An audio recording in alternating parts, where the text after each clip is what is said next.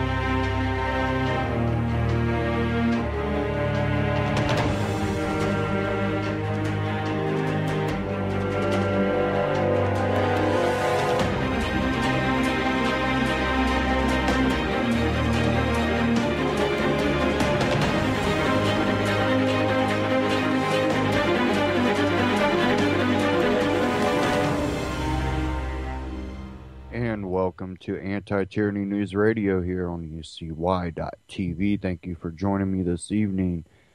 I'm going to get started off with getting into some information over Ebola. And we know about the man in Dallas and the possible connection to multiple people, to say the least, potentially spreading that there. And there's possible reports that I'm going to try to get up here by other ones, but I also have something to cover straight from the CDC about Ebola, and I'll get into that. But first, I'm going to play something from Next News Network. Kristen Megan interview, Ebola and informed consent. So let's go ahead and start off with this.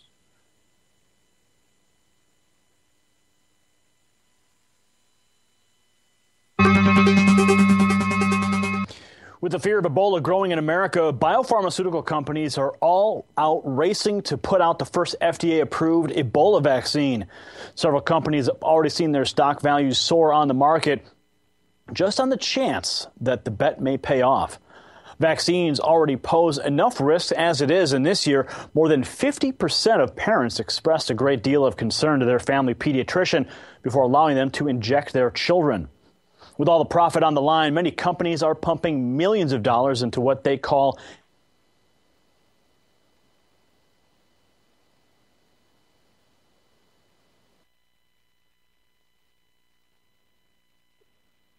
beginning to end the production pushed the pro-vaccine agenda as hard as it possibly could. While corner office executives consider balance sheets and profit margins, parents are left to make tough decisions for their children and for themselves.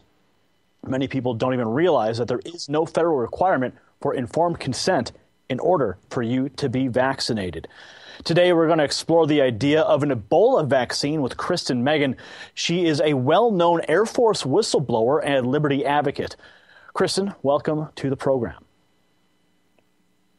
Kristen, right now there are 3,000 American troops in West Africa working in and around affected Ebola patients. From your ties to the armed forces, were you or someone you know ever involved in a similar assignment?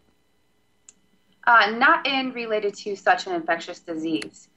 Those of us who worked in preventive health were trained in infectious disease, preventive health, and mitigating those hazards in deployed theater. And we trained at home, but nothing to this scale.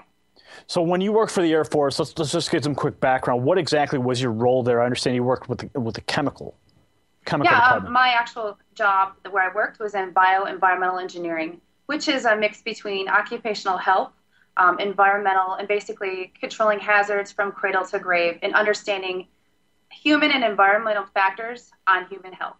So what kind of pandemic protocols does the Air Force use or have in place? Well, first off, it's vaccines. Vaccines is more of a, should be one of the last resorts, but it's the first, along with training to reduce exposure via universal precautions, teaching troops to wash their hands and signs and symptoms to look for, and tracking trends. But sadly enough, there's really not enough training for this type of ordeal. I think we're a little bit more concerned about NBC. Now, Ebola is not just threatening lives in West Africa, it's also a potential threat here in the United States, of course, with the outbreak certainly in Dallas. Now companies are jockeying for position to get the first approved vaccine out on the shelves, very similar to when the bird flu pandemic broke several years ago. Would you have any concerns about accepting an Ebola immunization? Would you accept one? Oh, absolutely not. I think you'd have to detain me and tie me up to force me to get an Ebola vaccine for numerous reasons. The first reason being vaccines in general are one of the most misinformed, misconstrued, misunderstood preventive health measures that are out there. And when it comes to any new vaccine, what happens is we tend to be more reactive than proactive, meaning we're not doing enough studies, we're not doing enough research, and the research that is done by the companies that are actually pushing the product. So there's a little bit of conflict of interest there. And what happens is doing proactive research to be more respondent and better prepared for these type of pandemics is that we are changing allowable toxicants that we have in these type of ingredients. We're changing the allowable limits that we're calling safe and adjusting it to the product. So we're not fitting the health needs of the people, we're fitting the money behind the product. Now, in Japan, let's talk about them for a moment. So many doctors have stood up against the vaccine requirements. It's now no longer a mandatory requirement for school students. The government still technically recommends vaccines, but they don't impose them. Do you feel that doctors are gaining any kind of anti-vaccine momentum here in America? I do, most certainly do. The problem with that is people aren't hearing about it. If you go to online media or outlets like YouTube and you see some type of conventions or environmental working groups or studies, you can find that information on YouTube, so to speak. I do feel it's happening, and I believe it's happening because there's not so many physicians, so to speak, that do this in an evil state. You know, they're pushing these vaccines for personal agenda. Are there some? Probably. But what I'm finding and talking to colleagues is that they're starting to see changes. You're not seeing 40-year-olds with autism nowadays. I mean, the amount of people that have these neurological, reproductive, respiratory illnesses that are on the rise is happening now within our youth at an insane rate. Whereas my generation, we suddenly had these issues. So we're at a point now where regardless of money or ethics, this is just undeniable data. And I really believe that the power is going back to the people and the parents, and they are making and adjusting their decisions and asking questions. And in that process, these physicians are having to prepare themselves. And in that process, I believe they're getting educated by what you would call as rogue physicians or neurologists who are doing the right thing now. Now, a lot is being made of the whole vaccine ethics theory. The AMA says doctors should practice informed consent by teaching their patients about the procedure before going ahead with any of the treatments. Is that happening, actually happening in vaccination clinics? I personally don't vaccinate myself nor my child. However, working in health for 13 years, I can tell you that it usually takes the parent to ask. Very seldomly have I ever seen it where the physician initiates that informed consent. And the problem is too many people are trusting professionals due to that title behind their name. And the same applies to me. But the problem is I feel it's very simple. If you're looking at, say, a vaccine, you know, the argument is out there about aluminum and formaldehyde or formalin. If it's a simple question about those, I cannot understand how any physician would be able to ethically justify why injecting that would be healthy in any format when you have people in, say, my profession who every day via government regulations are having to make sure that those hazards are mitigated in any other sector. I don't think it's being initiated. I think it's social media is putting pressure on the parents to ask. Do you think the federal government should step in and require informed consent prior to any vaccinations? It may be beneficial. However, at this point in my professional career, I've realized that the government requiring anything does not guarantee anything. So I just think that parents need to take control. And it's a supply and demand issue. If we are demanding a safer vaccine or we are demanding this unbiased research, I believe changes will be made. So to answer your question, I don't think that requiring this informed consent legally would have any impact on the truth.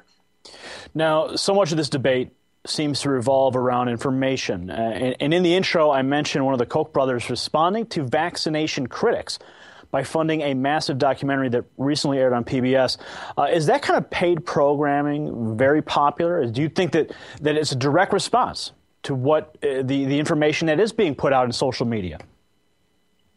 It is definitely paid and pushed for propaganda.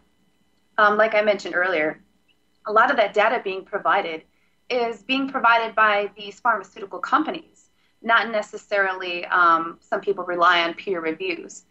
But what's a problem in this country is we are so behind on the updated information that surrounds hazards, environmental toxicants, things like that. Other countries are way ahead of us. If you look at, say, in an industrial work setting, the exposures in which we allow people to be exposed to are completely different from those, say, in Europe. So definitely, if people kind of look outside of regular mainstream media, they would find that this propaganda is not pushed anywhere else. Actually, our country, and I believe New Zealand, are one of the few that can actually push pharmaceuticals on the consumer. Kristen, a lot of pro-vaccine people point out that every medication has a long list of potential side effects, and they say medicine is a balancing act between weighing the risk and benefit. Now, not every parent is a doctor or a clinical researcher. How can parents know who to trust and make a fair risk-benefit analysis? Well, first off, if you're speaking in more of a reactive sense, like your child gets diagnosed with an illness, whether it's temporary, more of acute, or long-term, before anything is administered to your child, unless it's immediate death or health issue, you need to take the time and go online and do your research. Look at the safety data sheets for these chemicals that they're trying to be ingested or injected into you or your child, because you don't need a PhD. You don't necessarily need a huge toxicological background to understand that certain chemicals have a huge impact on a wide array of systems in our body, and we're getting a systemic effect through air, water, food, everything. So again, there are plenty of research. One that I personally use a lot is thepeopleschemist.com. You have people who have ethics in their profession who have kind of left their day jobs to become activists in the sense in their field. So the information is out there. You just really have to look for environmental specialists, health specialists, and neurologists like Dr. Blaylock, which I'm sure you heard of. These people are giving unbiased information. But either way, before you do anything, research your opposition so you're making an educated, informed decision. Kristen, from your vantage point, going back to the Ebola discussion and the outbreak in Dallas, is there anything that you think the CDC should be doing differently in this situation?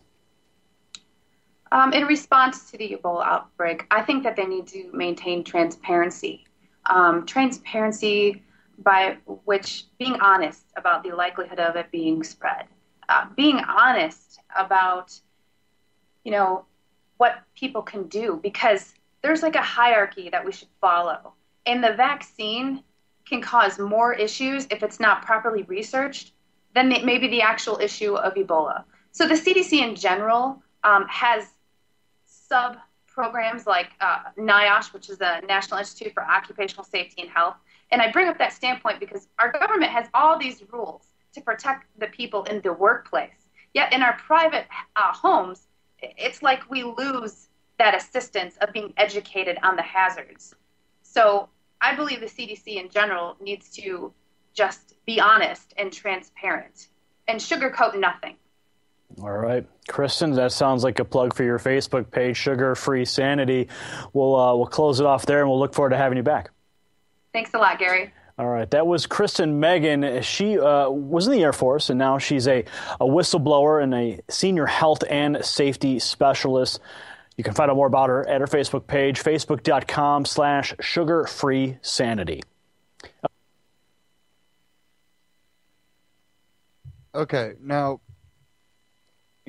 that really covers the whole vaccine program.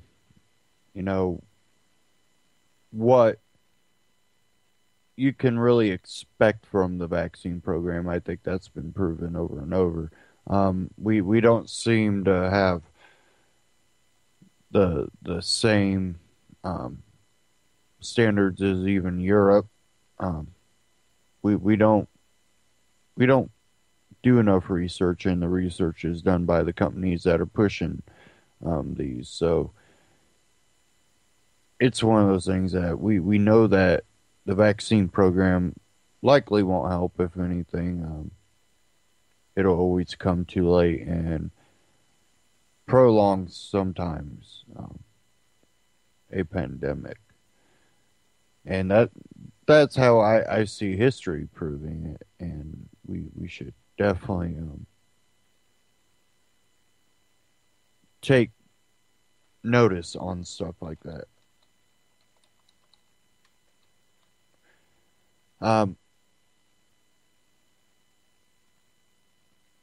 Give me a second here.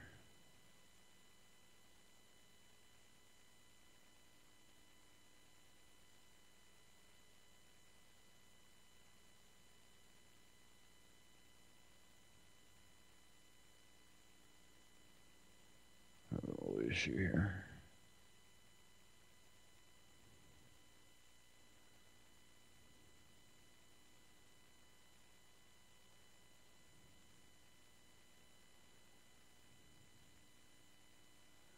Okay. Now, I went to CDC and looked up the Ebola outbreaks between 2000 and 2014. And this is why I say that this new Ebola, there's something different about it that is causing it to spread unlike ever before. And that's why I do think there is a airborne, point to this. 2001 Ebola hemorrhagic fever outbreak in Uganda. 2002 outbreak in Gabon and the Republic of Congo. 2003 another outbreak in the Republic of Congo. 2004 outbreak in South Sudan.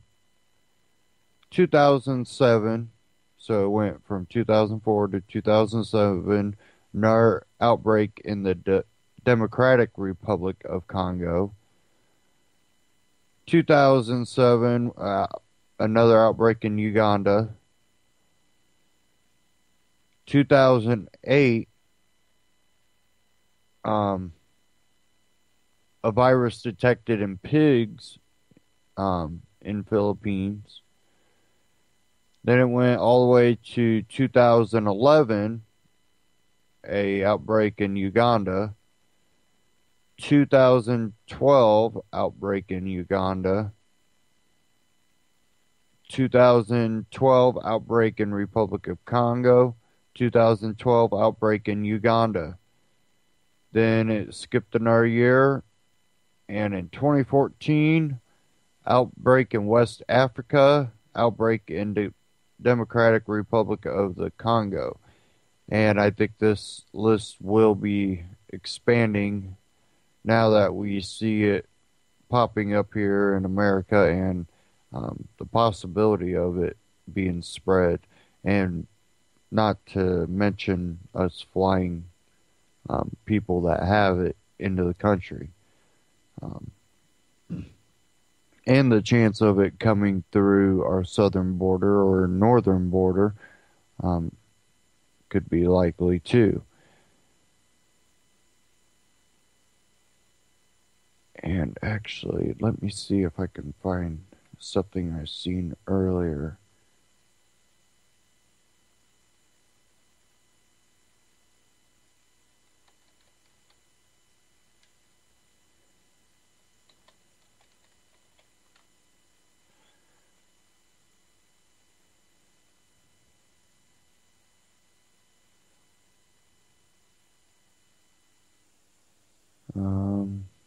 Not sure if I can find it here.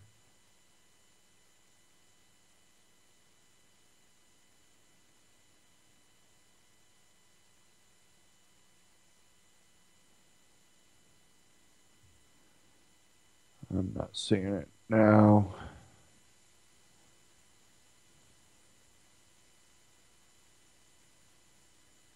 There's so much on Ebola right now on YouTube.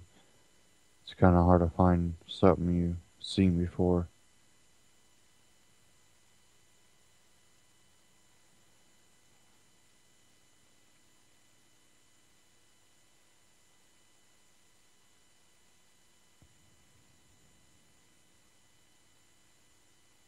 Yeah, I'm not seeing it now. Um, but we see that, before, they've had outbreaks in Uganda, found in pigs, the Congo, Sudan. Um, it's not like this was something new. The problem with it is the way it's spreading now. It just seems to just spread. It does not seem to have a preventative measure to this. Everything they do, it seems to still somehow get by. And a lot of people claim, that's because of where it's at and the way people are moving around. I think there's some truth to that, but there's still something about it that people that have been taking preventative measures are still getting it. And I do think that this is something that is airborne or becoming airborne. Um,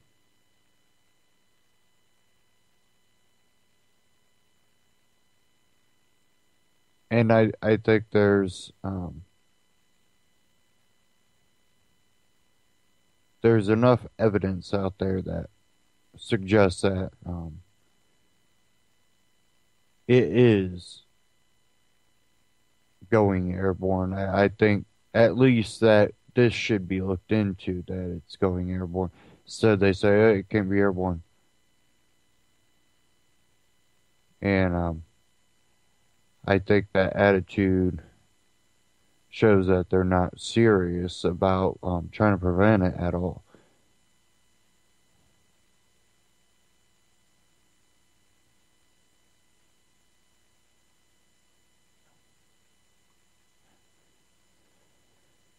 Now, I'm looking through all this Ebola stuff. I do see one here too on Drudge, and it's the Drudge title. Once it pops back up here, Ebola fear hits DC, and it's out at NBCWashington.com. Patient with Ebola-like symptoms at Howard University Hospital. A patient with Ebola-like symptoms is being treated at Howard University Hospital. A hospital spokesperson confirms the patient had traveled to Nigeria recently. The patient has been admitted to the hospital in stable condition and is being isolated and tested. An ambulance or an abundance of caution, we have activated the appropriate infection control protocols, including isolating the patient, said hospital spokesperson Carrie Ann Hamilton in a statement. Our medical team continues to evaluate and monitor progress in close collaboration with the CDC and the Department of Health. So now there's a possible outbreak in D.C. And there's another report here out of Yahoo News. Mishandling of U.S. Ebola patient prompts CDC alert to hospitals. Dallas, a Texas emergency room's mishandling of the country's first Ebola patient prompted the CDC to issue a nationwide alert to all hospitals, updating them of how to appropriately respond to possible cases of the deadly disease. It's a teachable moment, as we say, Dr. Thompson Frieden, director of the Centers for Disease Control and Prevention, said during a Thursday press conference. The latest guidance includes a poster with quick rules for evaluating return travelers and a checklist. The move comes nearly a week after Thomas Eric Duncan showed up at a Texas Health Presbyterian hospital with what officials describe as fever and abdominal pain. Duncan, who had just moved to Dallas from West Africa, reportedly told hospital workers that he was recently in Liberia, one of the hardest hit areas of the deadly Ebola crisis. Investigators in Texas are trying to track down some 100 people who might have been in recent contact with Duncan. A dozen of them are already under quarantine or being monitored for Ebola symptoms. Federal guidelines published in August advised someone in Duncan's condition and who was known to be in West Africa to be placed in isolation and tested for Ebola. Instead, Duncan was given a prescription for antibiotics and sent home. Unfortunately, connections weren't made related to travel history and symptoms, and the individuals caring for this individual did not think about possibility of Ebola, said Dr. David Lakey, commissioner of the Texas Department of State Health Services. Across the United States, people don't take travel history as seriously as they need to. In an email to Yahoo News, Presbyterian Hospital declined to answer specific questions about an alleged communication breakdown between staffers. Spokesperson Candace White previously said in a statement that Duncan's condition did not warrant admission. He was not exhibiting symptoms specific to Ebola.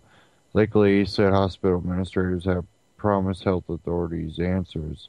They are looking at the records so they can identify what each individual knew and how that happened, Lakely said. I don't have the final analysis right now. Duncan left the emergency room early last Friday and went to a nearby apartment where he had been living with several family members since arriving in Texas on September 20th. By Sunday, his condition had worsened, and an ambulance was called to make the mile-long trip back to Texas Health Presbyterian. He was immediately placed in strict isolation. As of Thursday morning, Duncan was in serious condition, according to hospital officials. Frieden said the CDC is investigating a NBC News report that Duncan's nephew personally called the federal agency to complain about the mistake that was made. I feared other people might also get infected if he wasn't taken care of, Josephus Weeks told NBC News, so I called them to ask them why is it a patient might be suspected of disease was not getting appropriate care. Said Frieden will review our call logs to see if that's there. And it goes on. Now,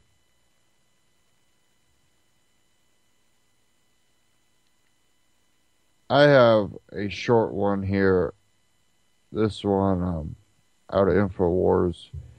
Is Ebola the globalist October surprise?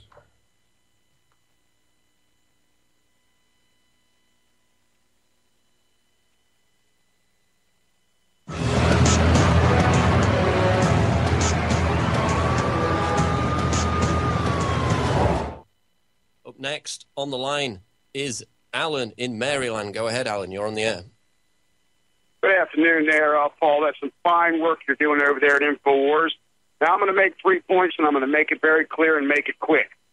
Bill Gates and Warren Buffett are up to their necks in this stuff.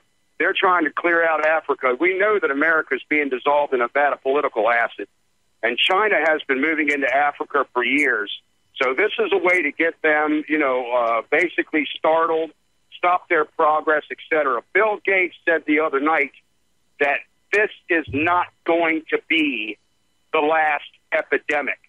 Bill Gates is up to his neck in this. We've been attacking vaccines now for, 5 years? Alex has been doing it for forever, and we know full well we put a huge dent in their money machine. I'll tell you something, folks. What we're looking at here is a false flag. The CDC lost smallpox, a truckload of smallpox, so they had to cover that up with Ebola. Now, Ebola is not going to affect us the way it does in Africa because we have fresh water, fresh food, vitamin C, vitamins, and especially we have Alex Jones and all his products and Dr. Group. But I want people to be on board here. The gentleman mentioned the October surprise. We've heard Robert Tosh Plumley talk about false flags. You listen to these people speak. You look at their writings. Pay attention to silent weapons for quiet wars for silent weapons. When they tell you that superbugs are coming and they're here, you better believe they are not going to lose the money. Rockefeller, you've got Kissinger all over the place. You've got Brzezinski out there blabbing his mouth. Ladies and gentlemen, this is how they roll. And I tweeted, what bioweapon are they going to release on us next? 3 months ago. And within 30 days, we had Ebola. And there you have it. Well, it's interesting because actually Louis Farrakhan, of all people, came out today and cited Dick Cheney's Rebuilding America's Defenses document, where he said that, germ warfare, biowarfare would improve to the point where it could target individual races. Obviously, I don't think that's the case with Ebola because we've had a lot of American health workers that have been infected with it that have come back, but definitely that's something that they had in the offing. In terms of Africa, as he said, China's got huge investment in that country. They're trying to absorb it into the BRICS financial structure that is destined to take on America. And that's the case. In Africa, there's a lot of rallying back between America and China. China has investments in Africa which dwarf those of America. We had these troops sent in by Obama recently to deal with the Ebola outbreak. A lot of questions being asked about what good troops would do in such a situation. And again, a lot of information should suggest that it could have been an undercover attempt to subvert, to infiltrate Africa in the guise of fighting Ebola, when in reality it was a geopolitical move against China. So we'll get into that and more after the break. David Knight's coming up in studio next. It's the Alex Jones Show Live. Stay tuned. You are watching the best of the Alex Jones Show, weekdays from 11 a.m. to 2. Okay. Now, he brought something up, the caller did, that is basically what I've been talking about. And that's the connection with Bill Gates and the vaccine program going on in Africa. Also with the people over there in Africa fearing the doctors. No, you don't hear too much talking about that other than, oh, they might attack the doctors and, they'll rip their suit off or, infect them. What's not being talked about? Why is there so much fear of the people about the doctors? And they're pushing this whole vaccine program thing that Megan Christen was talking about, and it seems to all come for full circle. and I think that's when you can see a evidence trail that suggests that there might be a reason behind why this Ebola outbreak is blowing up the way it is and acting different than other Ebola outbreaks. And, this is what I've been talking about, is that there's just something different. Um, whether it naturally mutated or there is that connection with the whole vaccines. Um,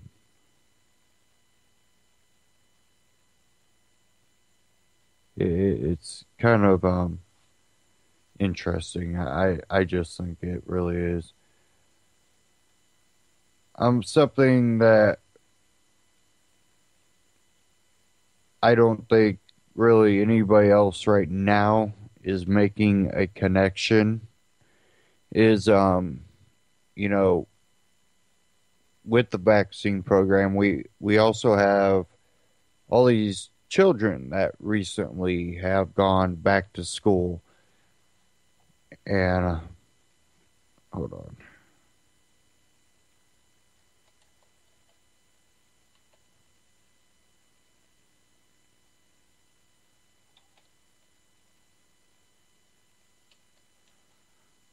Let me see if I can find this.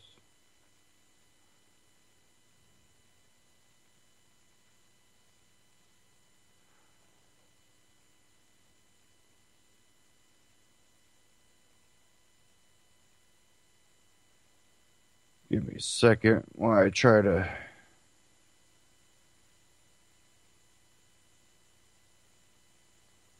find what I'm looking for.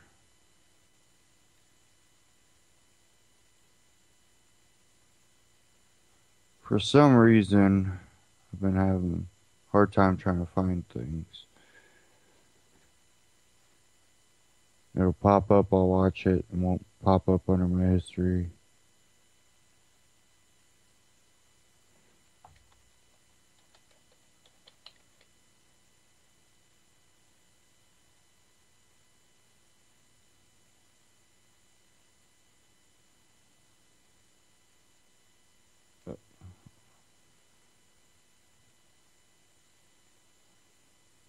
Give me a second again. Oh, I'm having problems here.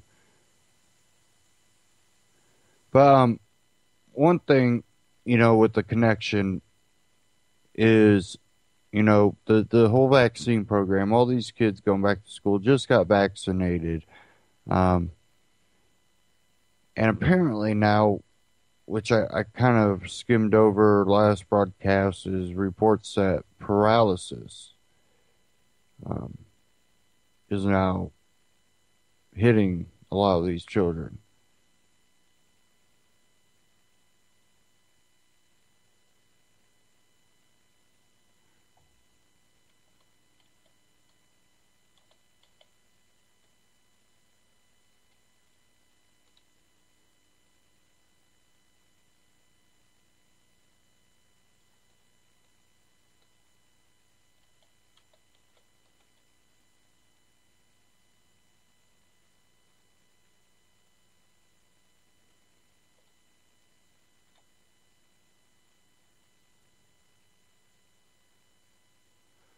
Now, I'm trying to find the one I was watching shortly before the broadcast. I don't think I was signed in.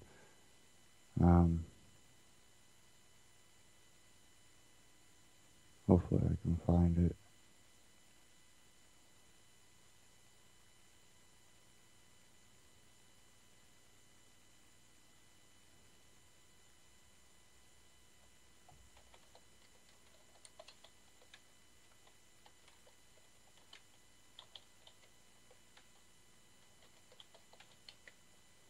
Hopefully I can find it here.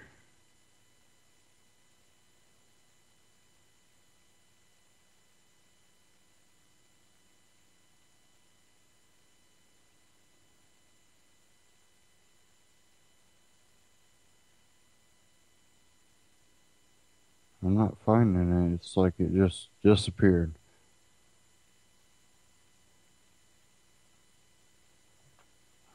Maybe I can find it on the Drudge Report. But basically now these children are coming down with a paralysis type symptoms, and I'm not sure if they are coming out of it or if they're remaining. That's why I'm trying to find something on it. It doesn't help that I have everything wiped on my computer all the time.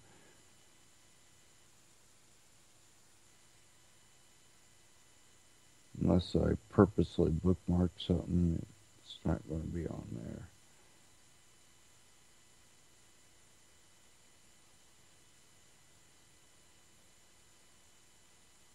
I'm not seeing it even here.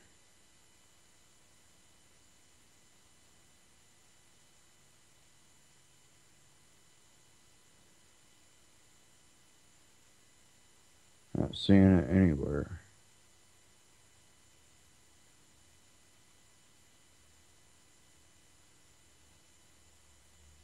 But now what do? We have all this breaking out.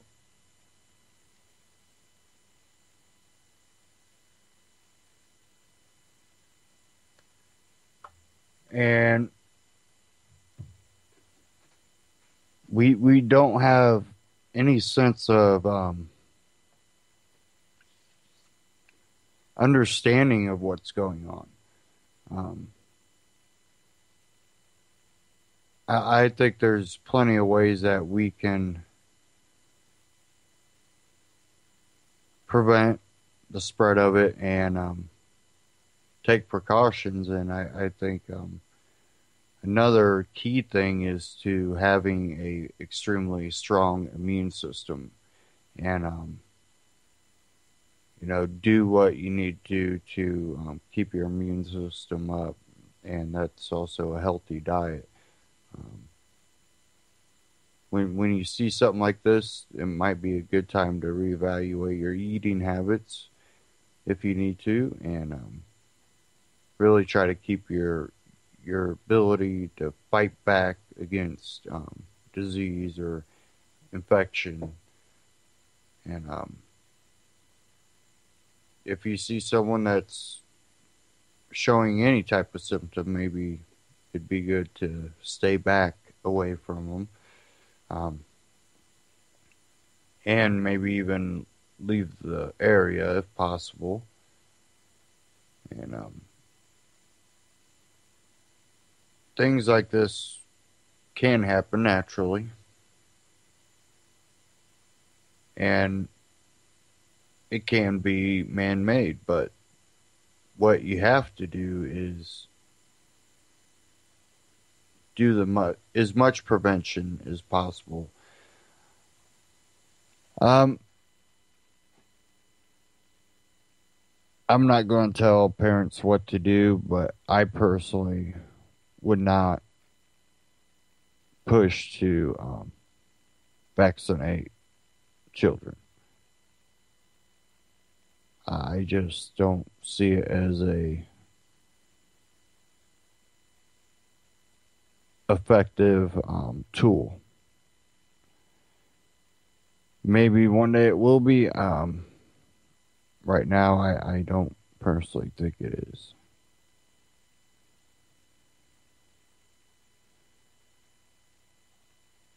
Okay,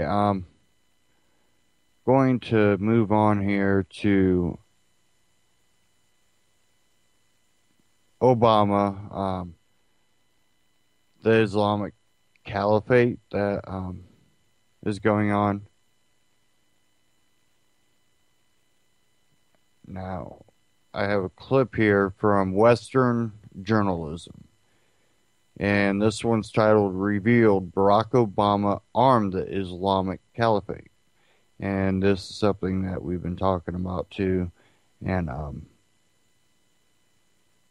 when he talks about arming Syrian rebels to fight ISIS, it's kind of basically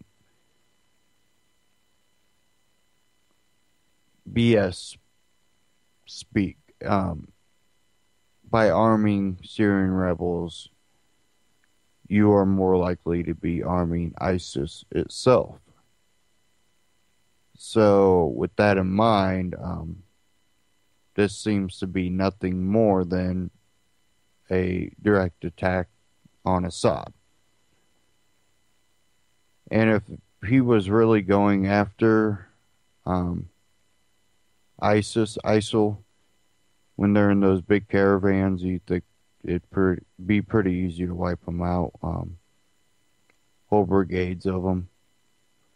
But that's not what you see. These targets being hit.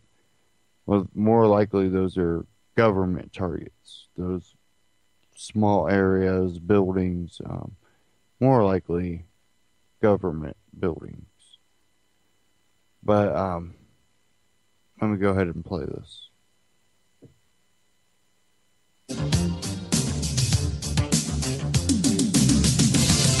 The day after the attack on the Benghazi consulate, in which 4 Americans were murdered, Obama, with righteous indignation in his voice, vowed to bring the perpetrators to justice. And make no mistake, we will work with the Libyan government to bring to justice the killers who attacked our people. It took Obama a staggering 2 years to indict one single person, Ansar al-Sharia operative Ahmed Abu Khattala, and we are still waiting for his accomplices to be charged. The July 1st, 2014 indictment against Khattala spells out in excruciating detail how he and his jihadist comrades planned and carried out the attack on the Benghazi consulate and later the CIA annex. Per the indictment, these details came from an immediate and thorough FBI investigation on the ground in Benghazi. From page 9 of the indictment, quote, "The expansive FBI investigation of this case began immediately following the attack and involved interviewing numerous witnesses." This statement is odd in 3 respects. 1, it was widely reported by CNN that 2 weeks after the attack, the FBI still hadn't arrived in Benghazi. 2, if the FBI began investigating the attack hours after it occurred, where did the ludicrous story of a protest turned violent over an internet video come from, given there were no witnesses that reported a protest over a video? And 3, why did Obama continue the farce of blaming an internet video for weeks? And that is what we saw play out in the last 2 weeks. As a crude and disgusting video sparked outrage throughout the Muslim world. Going so far as to jail the filmmaker when the FBI knew immediately it was a planned terrorist attack by the al-Qaeda-linked group Ansar al-Sharia. The answer? Because we were arming al-Qaeda. The secret CIA annex 5 minutes away from the consulate that also later came under attack was being used as an illegal weapons hub for the al-Qaeda-linked Syrian rebels. Worse, we now know that some of the Syrian al-Qaeda rebels that we've been supplying weapons to have now joined the new caliphate reaching from Iraq to Syria that has vowed to annihilate Israel. Obama has supplied the weapons that may lead to a second Holocaust, and this illegal gun-running operation to al-Qaeda, possibly even to the jihadists that attacked the Benghazi consulate, like its domestic counterpart, Fast and Furious, had to be kept secret at all costs. Why? Because this was just the tip of the iceberg of Obama arming worldwide radical jihadists. According to the just-published blockbuster book Dark Forces, The Truth About What Happened in Benghazi by Kenneth R. Timmerman, Obama has been arming al-Qaeda for years. Obama's right-hand man, CIA head John Brennan, has been personally responsible for supplying not only small arms like RPGs and AK-47s to al-Qaeda, but shoulder-fired heat-seeking missiles as well.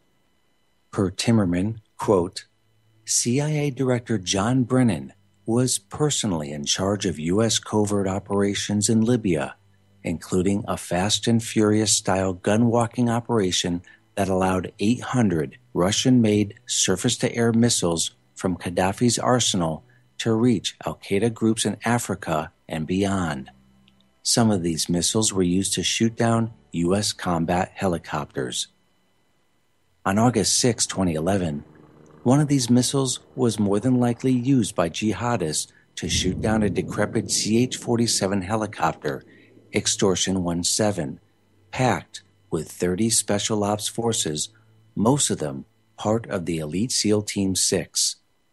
As part of the cover-up, Obama has hidden away Extortion 17's black box, not to mention immediately cremating everyone on board. Black box got blown away by the flood in Afghanistan? Come on. Can't find the black box, which is really orange? I looked it up in Google. Them black boxes don't go away. They lose black boxes in the swamps in Florida, and they find them. You're going to tell me you can't find the black box? Not acceptable. Bullshit. They told me my son had to be cremated. Everybody has to be cremated. My son didn't need to be cremated. I got pictures of my son. He was fighting. He had a gun in his hand. Come on. Fighting for this country, for us. And you're going to lie to me and slap me in the face? I called the command. I said, why'd you cremate my son? My son didn't want to be cremated. He's like, what do you mean? I got pictures of him. When I asked for the autopsy report from Dover, they sent me a disc with pictures. He's sitting there fighting. Everybody was burned beyond record. No, everybody wasn't burned beyond record. Another lie. Months before the 2012 presidential election, Obama declared that al-Qaeda was on the run. And today, al-Qaeda's on the run and Osama bin Laden is dead. On the contrary, al-Qaeda, and now the Caliphate, is not only not on the run, but is growing by leaps and bounds, and now we know why. What will happen next if Obama is not impeached immediately? Obama has sent hundreds, if not thousands, of heat-seeking missiles capable of taking down commercial airliners, American airliners, to the same terrorist group that flew airplanes into the World Trade Center. This isn't going to end well, America. We must remove Barack Hussein Obama from power and indict him for treason immediately. Try him, convict him, and imprison him. We cannot wait until his Islamic Caliphate has been armed to the teeth and is knocking on America's door.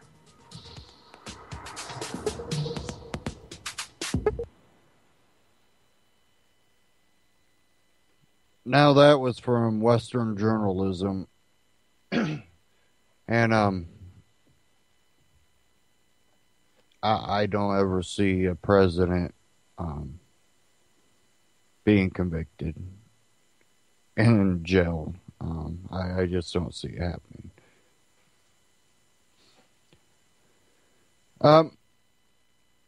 We've known that Obama, even McCain's been pictured with some of the ISIS group. This is something that's been going on. We've basically been talking about it for years now. They changed the name. They changed maybe the directive of the group. But in reality, it's many of the same people. And we've been arming them, giving them all these weapons. And the only thing you can logically come up with is these people don't care, for the simple fact they have the ability to be protected even if something did happen to America. This would play to their advantage. Well, if there's a big attack on America, people are going to want government to come in and the army to come in and protect them. It only plays into, their hands.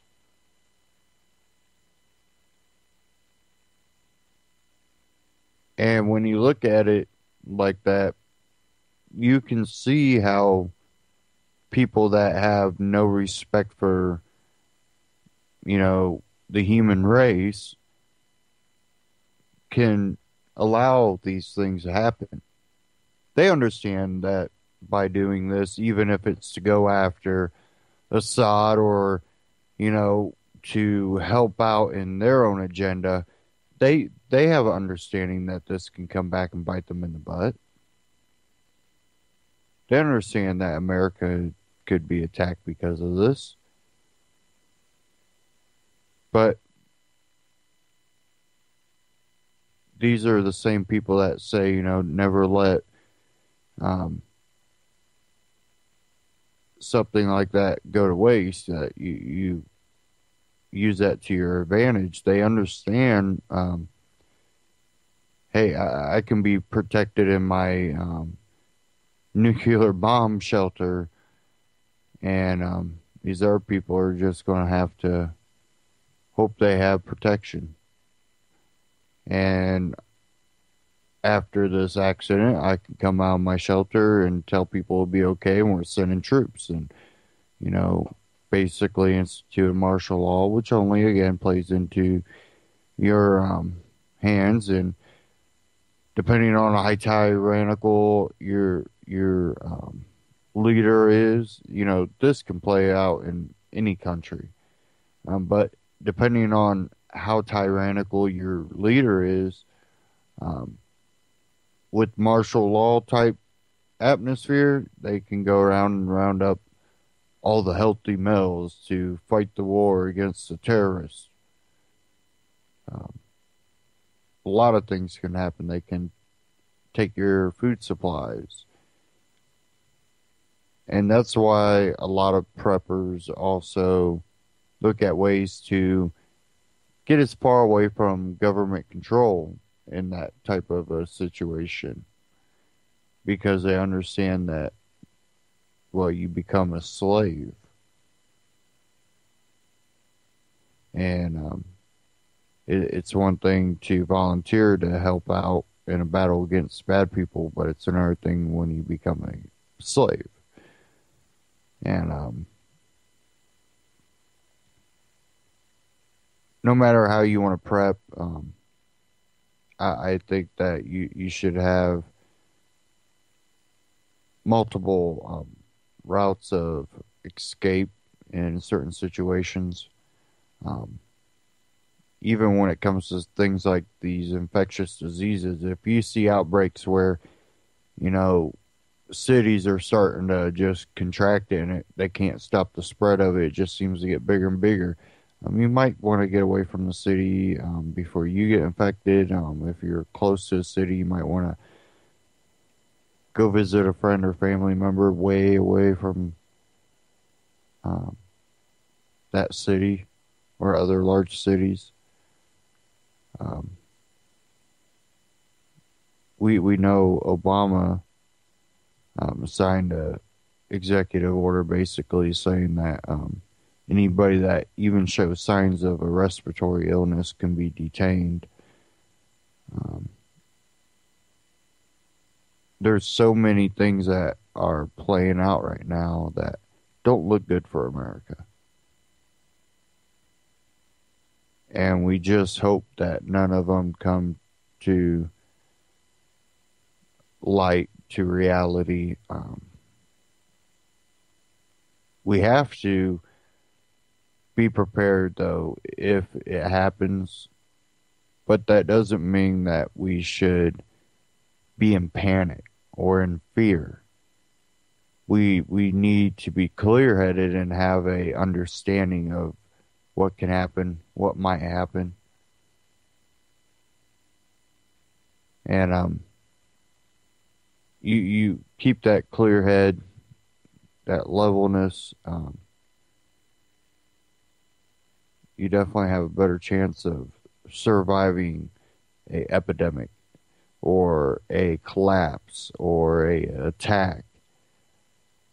But if you're someone that lives more in fear, you're going to stumble, and that's how you're going to be caught up in something that is not to your benefit.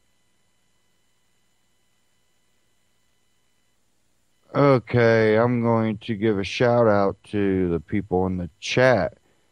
We have Delnick, I Am a Lone Frog, JJ, Joe Friday, Zori, Vince, and we have a few Anons, and there were a couple other Anons that were popping in and out. Thank you all for joining us in the chat. And if you are listening to the stream and you would like to join the chat, go to ucy.tv/ATN, or you can go to atnewsradio.com, and right there will be the chat. And there's always great conversations, great people in the chat rooms. So go in there and check it out. Now, with this whole ISIS thing, we see people like Saudi Arabia, which I've warned about, being a part of this. And I played the clip last broadcast with the prince or former ambassador for Saudi Arabia talking about, we should be going after Assad. That should be our main goal, or something to that extent. And it's getting basically apparent and pretty transparent that this is their main goal. They need to take Assad out to recreate the caliphate, recreate the Ottoman Empire. And it seems that Obama is for this, because it seems that he wants to, maybe help this along.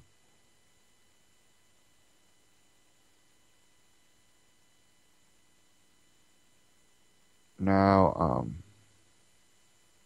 let me see if I can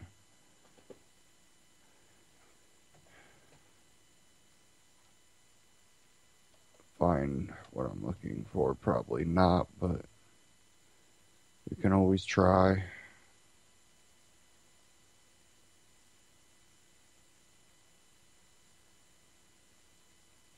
And we've had a fourth ISIS hostage beheaded in yet another video, which many claim to be fake videos. Many think they are real. And we're really not quite sure what's going on.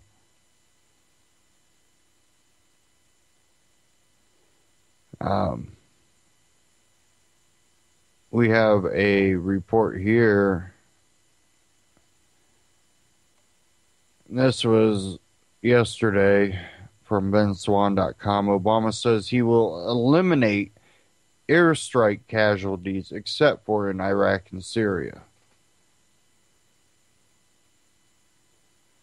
On Tuesday, the White House admitted that the set of standards aimed at preventing civilian deaths due to U.S. airstrikes would not apply to the current operations in Iraq and Syria. According to Wall Street Journal, the standards, which were implemented by President Obama in 2013, would likely cut the number of strikes by establishing that Americans must be directly threatened, applying the standards for targeting Americans to all strikes, and saying there needs to be near certainty that no civilians would be killed. The policy was put in place in response to criticism of the Obama administration and the many drone strikes it called for in Pakistan and Yemen. Yahoo's new report Yahoo News reported that the White House only acknowledged that that they were straying from the set standards after they received multiple questions about reports that as many as a dozen civilians, including women and young children, were killed when a Tomahawk missile struck the village of Kafar, Darien, in Syria's Idlib province on the morning of September 23rd.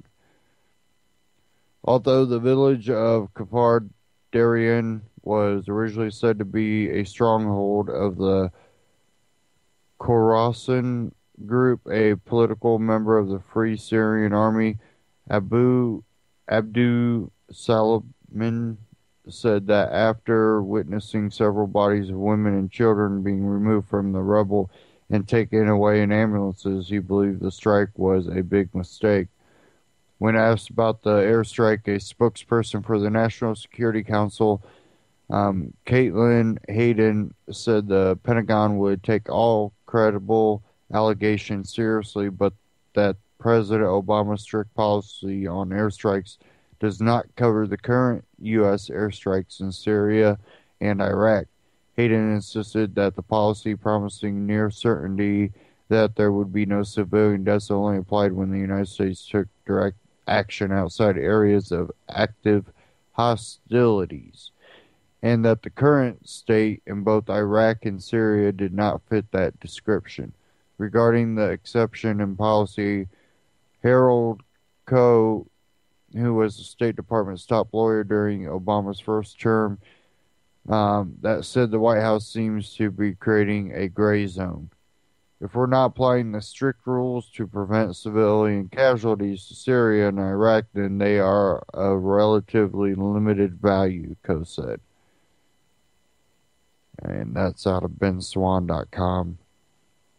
And, you know, we know why they do this.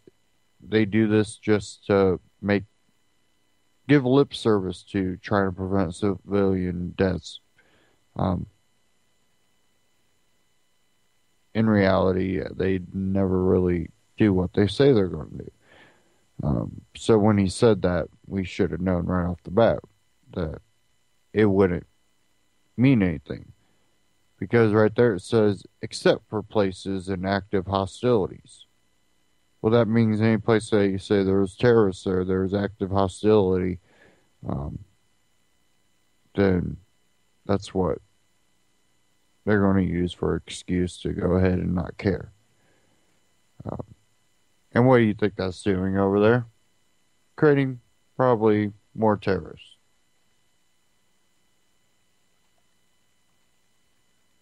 Again, ignoring the factor of blowback. Something that these people have seen happen over and over and continue to do it.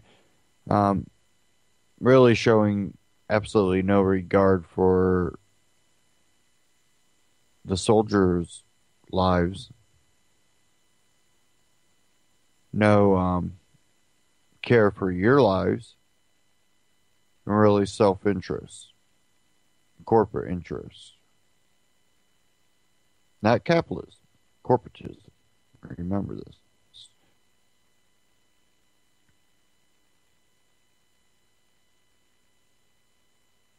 Okay.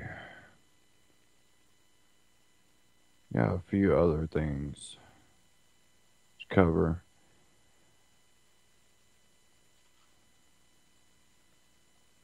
Few things here.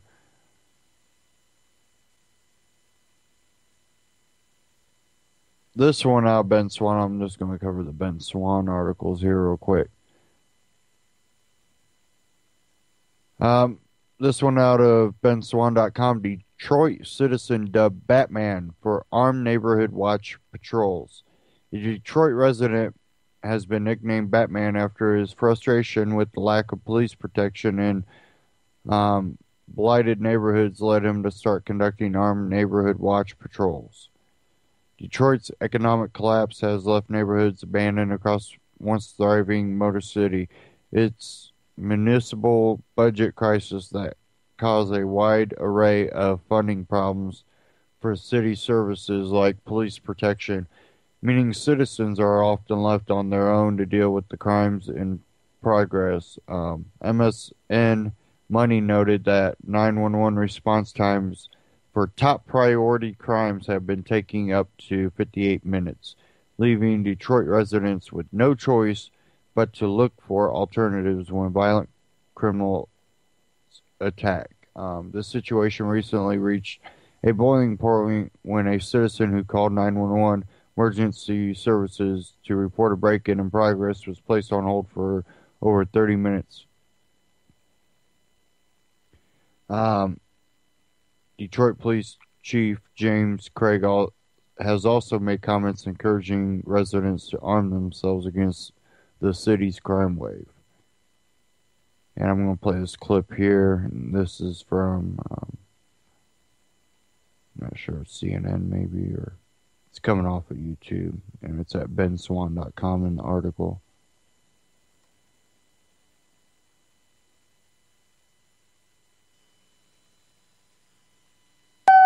Detroit Street Watchers, Neighborhood Street Watch. Just about any day of the week, and Walter Batman Gildersleeve could be spotted patrolling this West Detroit neighborhood. Making sure no one is in none of these abandoned houses, taking back our street, our community. Armed with street smarts, a gun, and a heart full of passion, Batman cruises the streets. His focus, the overwhelming number of abandoned homes, havens for crime. We do not want anyone in any of these abandoned houses. We are Detroit Street Watchers, and this is what we do. Taking back our community, making sure we keeping the scums out of abandoned houses. Before entering, Walter G. announces who he is and lets possible trespassers know he is packing heat. Detroit Street Watchers Watch Group. Neighborhood Street Watch. If anyone is in here, I'm coming in. I am a CPL license carrier, which means I'm armed. A few years ago, while patrolling near a school, a little girl called Walter Batman. The name stuck. He doesn't wear a cape, and he's not a hero on the big screen, but he is a hero to those in this neighborhood. We got a real man out here protecting the streets. Do you feel safer? Yes. And this is a neighborhood where the streets can be tough. What don't you see over here? Killing, chases, fights, robberies, and stealing. Cars, stealing cars, all that, man. This is Detroit. This what happened. And Batman is on the front lines. He videotapes his encounters and posts them on YouTube.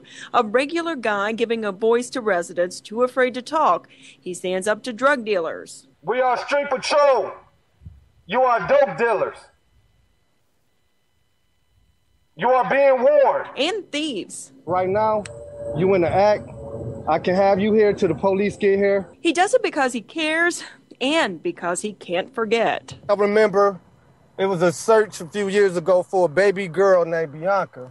I got into that search for her, and I got real emotional, and we never found her, and I never gave up. Bianca Jones was just 2 years old when she went missing. Her father was convicted of her murder, but the little girl's body has never been found. Batman believes she and others are out here. Someone just has to find them. I don't want to come in here and find a dead body, but if I did, that's somebody who was found. Somebody is found now. A family can have a peace. So he gives up his time to keep watch until the day he doesn't have to. We had to get involved. It's just that simple. And I'm not going to stop. I care for Detroit. I want to see the city come back. Batman doesn't consider himself a vigilante, but a man with a passion to make a difference. So another way citizens are taking back control. And we know there's that movement of Free Detroit up there, and there's a lot of good experimenting going on in Detroit due to the collapse. And there's a lot of things that we probably should be paying more attention to in Detroit when it comes to, some of these experiments going on. Because if this country collapses, we can learn a lot from what's going on in Detroit. Definitely when it comes to the bigger cities.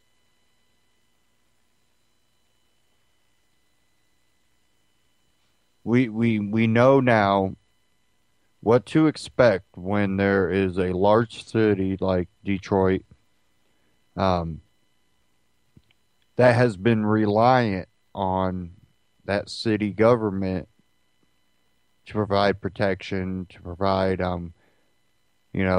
services, and they become that dependent culture. And how that society will react to a collapse. Crime waves. We see crime waves. But we also see the ways that that society can react to that to prevent it. So when you see the city start collapsing, start talking to your neighbors. Say, we need to put this in place. That way, if we start seeing any crime waves, that our neighborhood doesn't become affected the way others will because we've taken the steps to prevent it. So if you live in a city, take notice to things like that.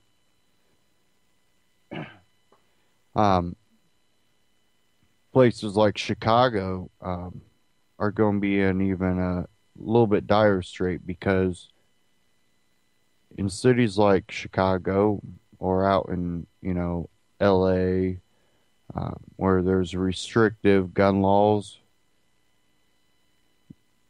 you're going to find a situation where the criminals have guns and none of the populace that has obeyed all the laws and been dependent on your local city government, they don't have any guns to protect themselves against the guns. You'll have some of the law enforcement trying, but in those situations, a lot of times you're going to see those people only caring about their neighborhood. So you're gonna see more of the impoverished neighborhoods collapse, and the good people there are not going to be able to protect themselves. And that's why it's really apparent to spread more pro-gun things. And I think there's multiple ways to protest gun legislation and to exercise your right to be armed. Some people don't like the fact that there's people that stand out with ARs or go, walking around with ARs. I mentioned on the broadcast before, my uncles, my dad, my friends of the family, they've always talked about how they would go walk for miles to go hunting on property that they had permission to hunt, and they walked down the side of the road with guns, and it was never a big deal. And they would have guns maybe in their truck right in the back window, never a big deal. That was something you seen every day. I can remember it when I was younger. And just from that time when I was younger and to now, just, even just in the past 20 years, there's been a big transformation where it's no longer acceptable to do that. That should give cops a reason to pull you over. Became one of those things you just don't do it. Now you get the little gun rack that goes behind the seat.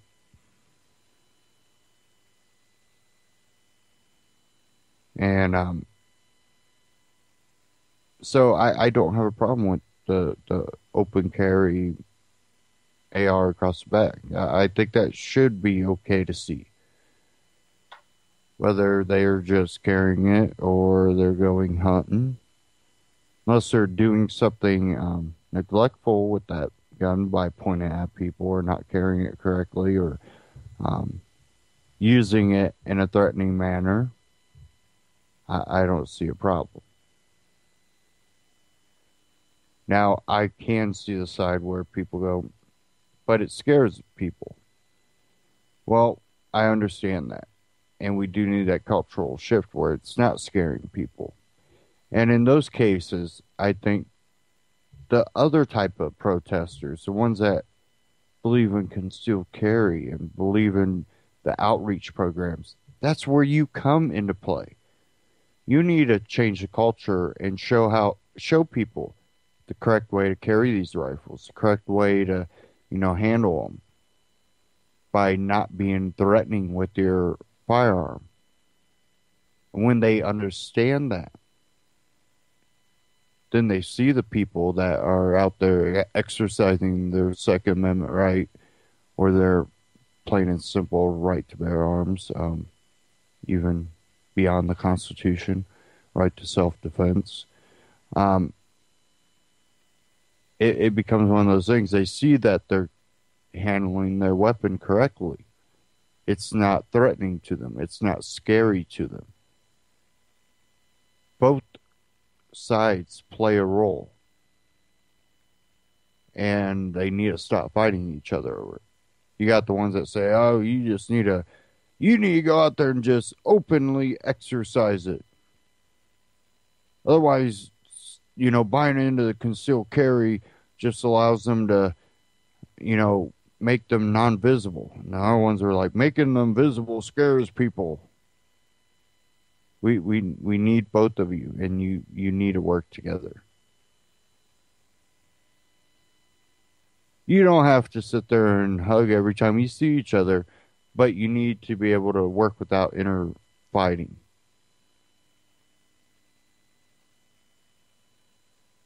And that all goes back into the divide and conquer, something I talk about relentlessly on this broadcast. And that's one way that divide and conquer has worked, where you have people, well, you support the open carry guys? Oh, no, we don't support them. We think that's bad. No, don't say that. Say we don't support them, nor do we not, support them. We're neutral, that they haven't done anything that is harmful or, against the law. We might not agree 100% with their message or the way they do spread their message, but they have that right, and we stand for the right to do that. Hey, look, you just said we're not them, but they have that right, therefore we'll stand with them with their right to do that. You bridge that divided gap.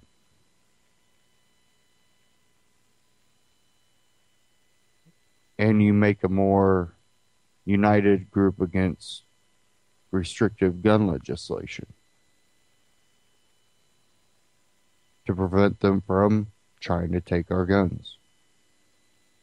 Because as long as you're divided, you'll be divided when it comes to standing up for our right.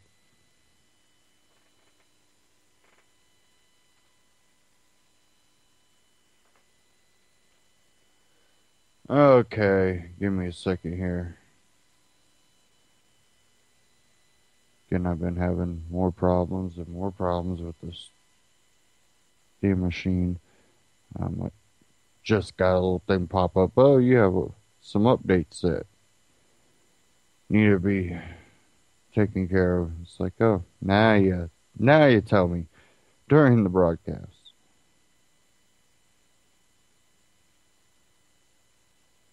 Okay, trying to find it here. Give me a second.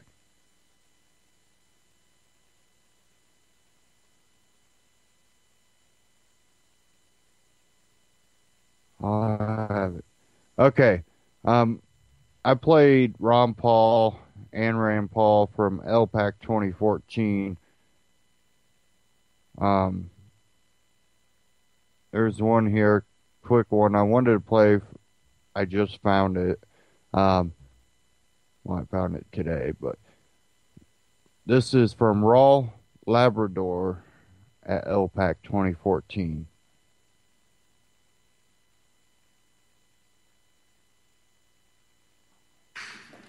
It's a tremendous honor to be here with you tonight, and I'm going to keep it really brief. I know it's late. In fact, everybody stand up for a minute and just kind of relax. I know you've been around all night. So I'm not going to talk to you too much about philosophy.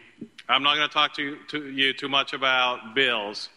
I'm going to talk to you about what a difference you can make, and I'm just going to tell you about my race. 4 years ago, I decided to run for Congress. And when I decided to run for Congress, I was a second-term legislator in the Idaho legislature.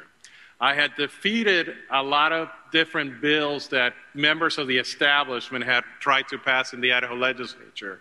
So as you can imagine, I was not the preferred candidate of the legislature, of the establishment. In fact, there was somebody else who was the preferred candidate of the Idaho establishment, and even the preferred candidate of the Washington establishment. How many of you have heard about the Young Guns program? So my opponent was a young gun, and he was the one who Washington, D.C. had decided that they wanted as the congressman from Idaho. And I thought that Idaho should decide who the next congressman from Idaho was going to be. So I got in really late, and I decided to run against this person who had been chosen by Washington, D.C., and I had every member of the Washington establishment giving money to my opponent. In fact, every member of leadership had given money to my opponent. And I decided that it didn't matter, that I could win with a little bit less money, but with a lot of ground troops, with a lot of work. So I went and I talked to my friends in the Liberty Movement in Idaho, and we have a really strong Liberty Movement in Idaho.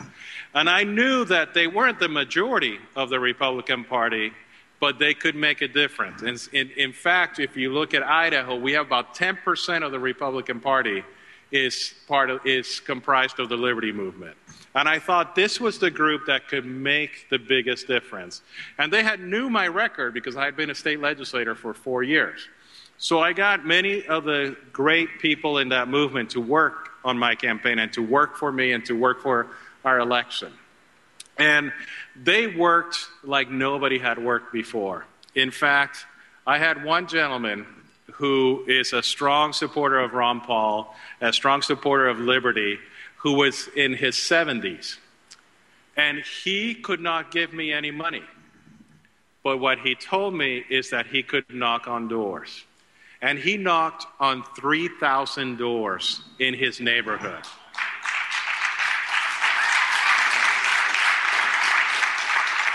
Now, not only that, but when we had parades, he was a military man. He would put on his full uniform, and he would lead the parade holding the American flag in front of our parade volunteers. He was amazing. But the most interesting thing about him was that there came a time that we knew we needed a little bit more money. And we went to a fundraiser, and I asked the crowd to dig in their pockets. Dig in your pockets and give me as much money as you can. If you're planning to give me $10, give me $50. If you're planning to give me $25, give me $100. If you're planning to give me $100, give me $500. I need that money so I can get my message out. And I received a letter from Jack. And in that letter, there was a check for $500. And in that letter, he told me that he didn't have any more money. His wife had just passed away, and all he had was his home. So he actually put a second mortgage on his home so he could send me $500. Now, frankly, I returned the money back to him. I didn't want him to take a second mortgage out on his home, and I didn't want him to do that. But he believed so much in liberty.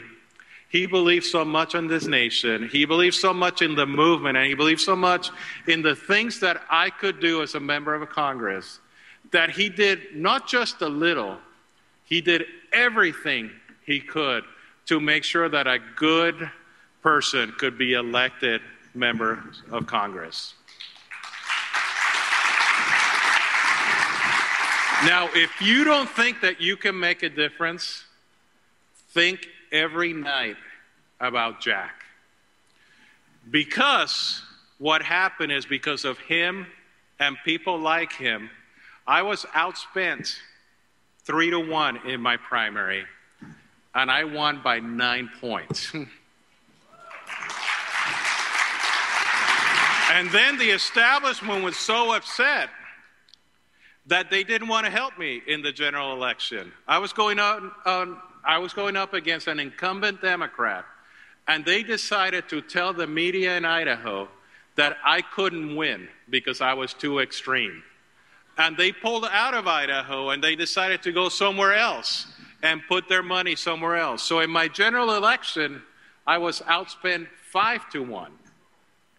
And because of people like Jack, I won my election by 10 points.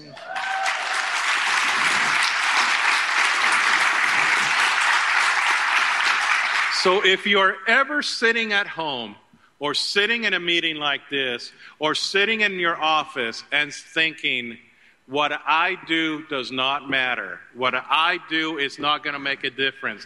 The fact that I believe in liberty, the fact that I believe in freedom, the fact that I have this great passion for this country and for the future of this country, if you don't think it makes a difference, I plead to you, think about Jack. Think about the difference that he made, because he inspired others to do the same thing for my campaign. And he inspired others to work just as hard as he did. And because of Jack, you have people like myself, you have people like Thomas Massey, you have people like Justin Amash, you have people like Paul Brown, you have people like Mark Sanford, people who were not expected to win and who actually won because we were able to show that what matters is the people and not the money in politics.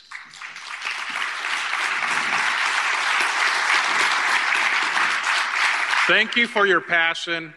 Thank you for your service. Thank you for everything you do. And I want to make sure that the next convention and the next time that we're together, bring one or two of your friends. And if they can't... Okay, I'm going to stop right there. Now, I don't have faith in the electoral process. And I do, as a libertarian, feel that it's almost voting for your master. But if there was a chance to elect Ron Pauls to Congress, which I don't know Raul Labrador, I don't know his history, so I can't vouch for him. This was at Liberty PAC. This was posted by Campaign for Liberty on YouTube. But if there is a movement towards more freedom in my lifetime, of course I'm going to try to support that. I'm not going to get everything I want, but we need to make that move. Now, what I have a problem with is a lot of these people that claim to be for liberty that seem to follow the same pattern that others before them have. And it seems more like doublespeak. And I understand I'm not going to get everything I want, but if one of your policies hits that mark that I go, absolutely not, then I'm not going to. Because there are certain ideals, certain morals I believe in and I hold high. And I'm not going to go against those.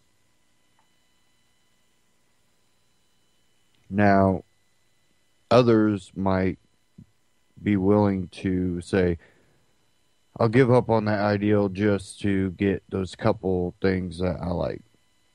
That's your choice, and everybody makes their own decisions, and I don't try to tell you what decision to make. This raw Labrador might be a great candidate. He might be that Ron Paul type guy, and hopefully he is. And if he is, I hope people will support him. But I don't expect that to make the change. What I expect to make the change are individuals within their communities at that local level and state nullification. Things like that. That's where change can truly be more effective. And the most important place to make the change is yourself. You want to free your society. Be the person that people look at in a positive way to say, well, that's a good guy. That's a good lady. And they are large supporters of freedom and liberty. I wish I could be more like these people. What do they do? Well, they make the change in themselves. If the only ones that ever look good in a community are the ones that are two-faced, you're going to get what we have. I know how hard it is to be mad and angry and kind of resentful against these people that promote things. But that's not going to help them convert. That's not going to help them to understand. And it's how you interact with people, how you promote yourself, that people are going to look at first. And then it's how you promote your message.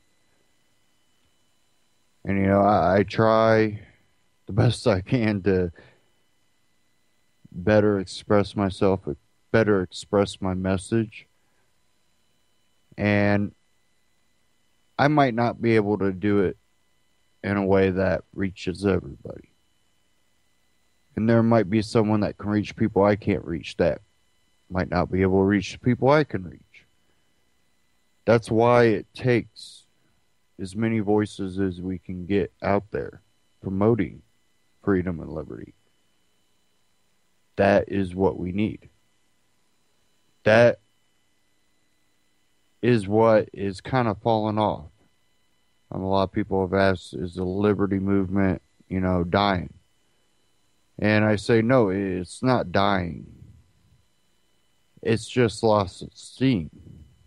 The idea of liberty is not going to disappear.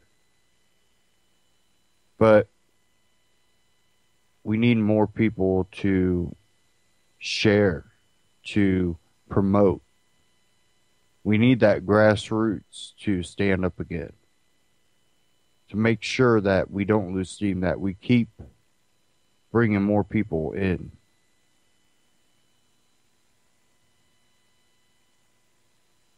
If we can't do that, then we will end up dying off.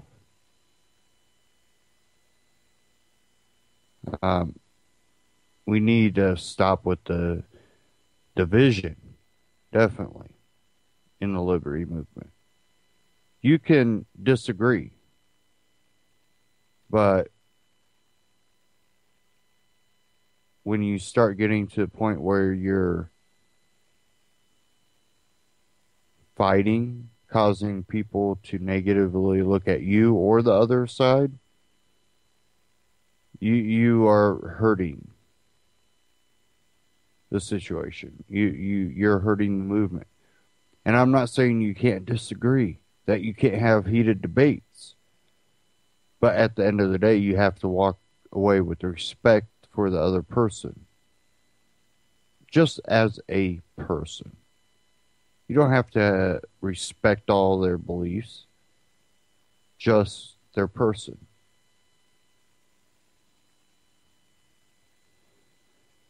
I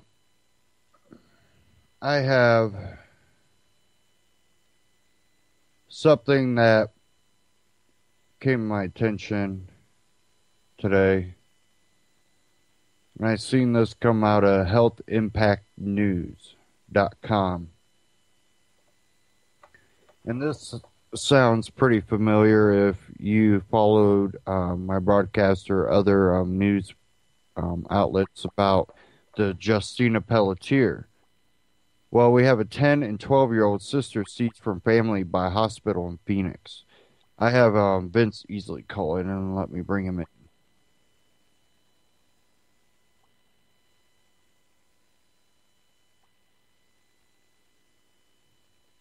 Vince, are you there? Must have lost him.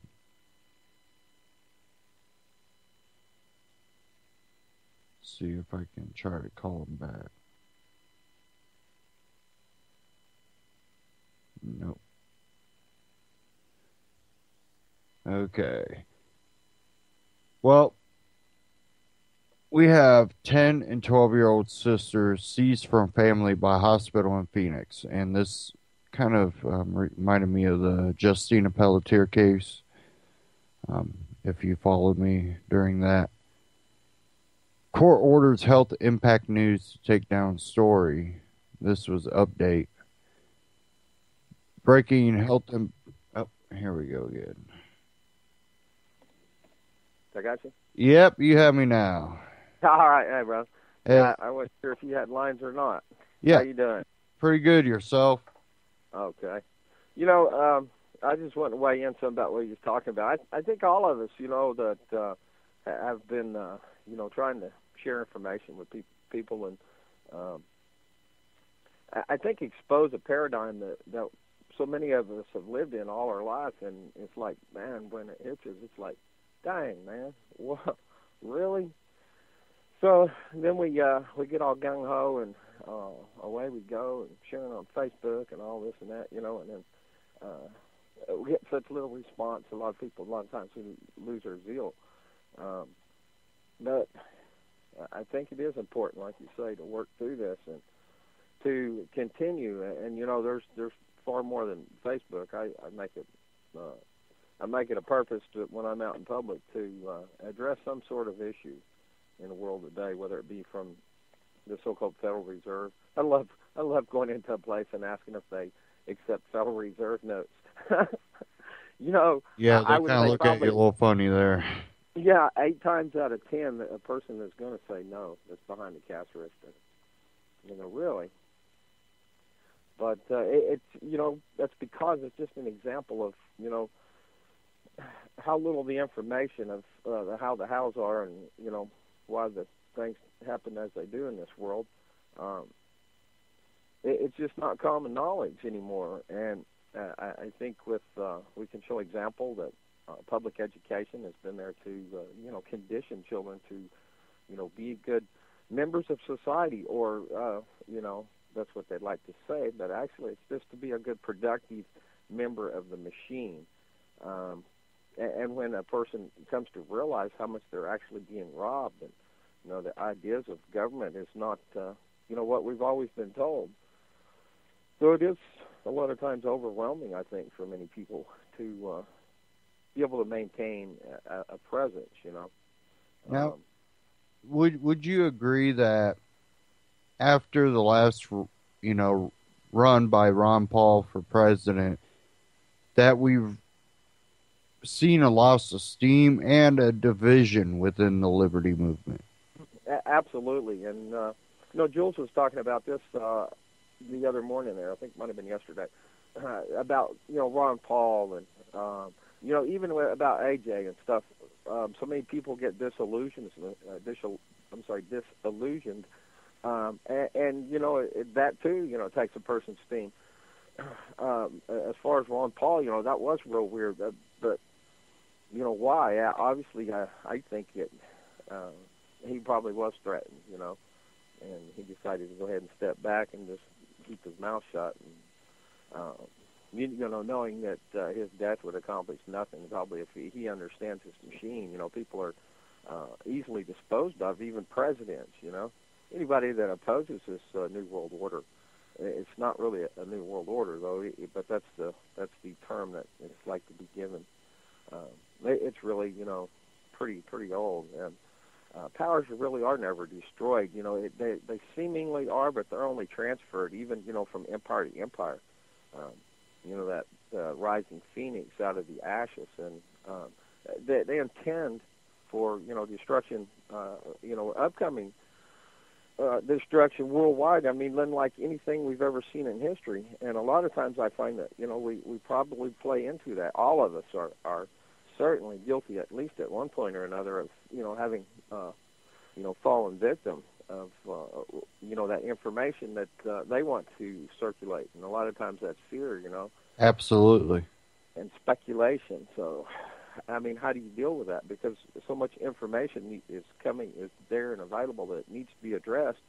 So it is proper, I think, to give it discussion. And as Jules was saying, it's each person's responsibility not to just be, see the title, but actually, go beyond that and investigate for oneself. Because of, cognitive dissonance, it's impossible for somebody to see something that they're not expecting to see. It's like in the early days of the discoveries, so-called discoveries in the South Pacific, and these ships would come into these little island ports there, in a cove and stuff, and the Aboriginal folks there would they all they could see was these big white things and look like clouds to them. They couldn't conceive that these were ships, even as far as like Mexico. Let me call it Mexico, but there's actually other names. There's more ancient than that. But, these people saw Cortez, and he only had, it wasn't very many, I forget. It was 100 or 500, or I can't remember, so let me read that. But anyways, it was not that many people that he had that they conquered this entire nation just because a person's belief. And I like the way Larkin Rose, he presents the idea that there's this volcano god, and these people, are sacrificing a virgin every month, and just for you to tell them there is no volcano god, and it's not necessary to continue to sacrifice these people like this. And he goes on to say, we sacrifice in our system, and our most dangerous superstition, as he titled his book, we sacrifice far more people and on the altar to this god bureaucracy or corporatocracy, as it really is. It's really a shame that so many more people, I think, though, are. Let me just say, I think more and more people are actually taking a closer look, because really, hey, look, man, the cat's out of the bag. They can't. It's so blatant now. They can't contain this. And I think by Obama being in office for 2 terms and being such a failure to the people that voted for him, I think have really woken people up to this. It doesn't matter if we do get a black president and a woman president. Nothing's changing. And I think there was a false hope with Obama and a lot of the African-American community that he was going to make some type of great change, and they're not seeing it.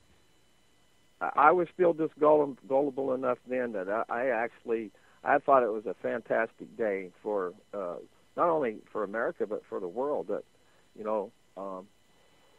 beyond him even being first black man as president, but it showed that to me it was like America as a whole was saying, look, he's saying some good things, and we do want hope and change, and because people see the failure. And so it was an idea that people here in America are not so divided, that there was an idea there that people came together on more than just the man Obama. Because had anyone looked at Obama's past and his record and all his, Chicago Mafia-style politics and all that, we would have known him for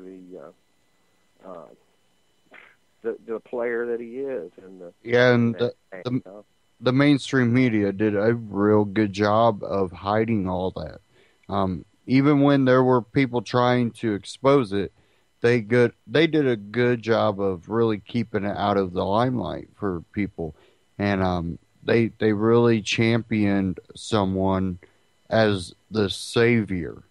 And I Absolutely. think people bought into it way too quickly, and it's another show that after generations we really lose this self-awareness of what's going on around us. And I think it's a revolutionary time in America right now where people are starting to wake up and say something has to change. Right. And, I believe I'll just say the left side of the spectrum, or Democrat or whatever, they spend a lot of time defending Obama, and so when you put somebody on the defense like that, of course it causes anonymity. Is that the word I'm looking for? Animosity is what I'm looking to say.